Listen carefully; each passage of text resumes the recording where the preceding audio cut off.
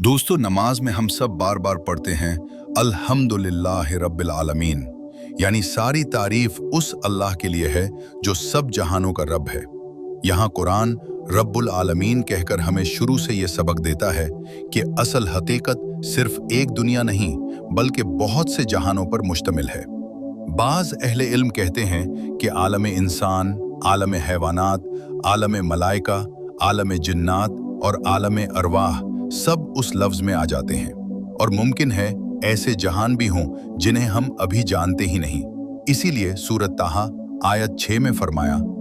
इसी का है जो कुछ आसमानों में है और जो जमीन में है और जो उनके दरमियान है और जो मिट्टी के नीचे है, यानी जो ऊपर है, जो नीचे है, जो दरमियान में है और जो हमारी नजर से छुपा हुआ है, सब इसी के इख्तियार में है। सूरत अश-शूरा आयत 29 में मजीद फरमाया, और उसकी निशानियों में से है आसमानों और जमीन का बनाना और उन दोनों में फैलाई हुई चलने वाली मखलूकात, और वो जब चाहे उन्हें जमा करने पर पूरी तरह कादिर है। इससे साफ इशारा मिलता है कि चलने फिरने वाली मखलूक सिर्फ जमीन तक महदूद नहीं बल्कि आसमानों के जहानों में भी अल्लाह ने मखलूकात फैला रखी हैं। एक जमाना था जब आम साइंसी सोच ये थी कि बस एक ही दुनिया है, एक जमीन, ऊपर आसमान, चंद सितारे और इंसान ही कहानी का मरकज।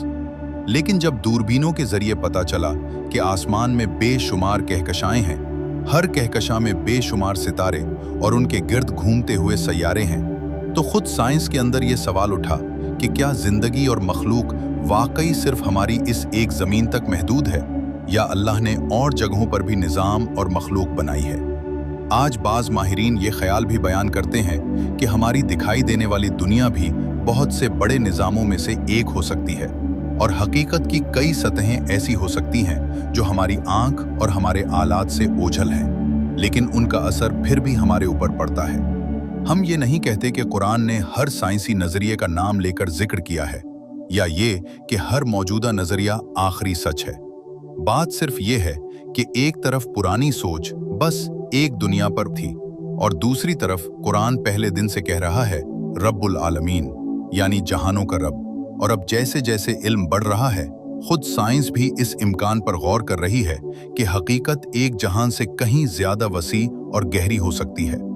कुरान हमें ये नजर भी देता है कि अल्लाह न सिर्फ इस जमीन और हमारे करीब की चीजों का रब है बल्कि उन सब जहानों का रब है जिनके बारे में हम जानते भी हैं और उनका भी जिनके बारे में अभी हमारा इल्म बहुत कम है। सूरत अन-नहल आयत 8 में फरमाया, और वो पैदा करता चला जाता है वो चीजें जिनका तुम्हें इल्म भी नहीं, यानी नई नई मखलूक, नए नए निज़ाम और हकीकत के वो हिस्से जिन तक अभी इंसान की रसाई नहीं पहुंची। इस सब को सामने रखकर जब आप दोबारा कहें अल्हम्दुलिल्लाह रब्बुल आलमीन, तो सिर्फ अपने शहर, अपने मुल्क या सिर्फ उस एक जमीन तक सोच को महदूद न रखें, बल्कि दिल में ये यकीन ताज़ा करें कि वो आसमानों के सब निज़ामों का, जमीन की हर मखलूक का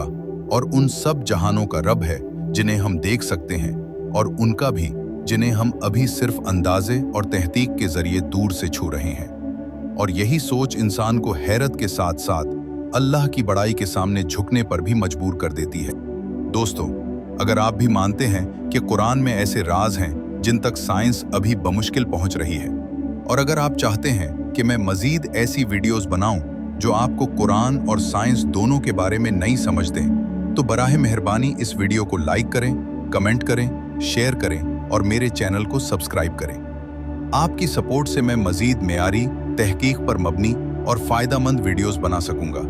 और कुरान की हिकमत पूरी दुनिया तक पहुंचा सकूंगा। शुक्रिया। अगली वीडियो में मिलते हैं।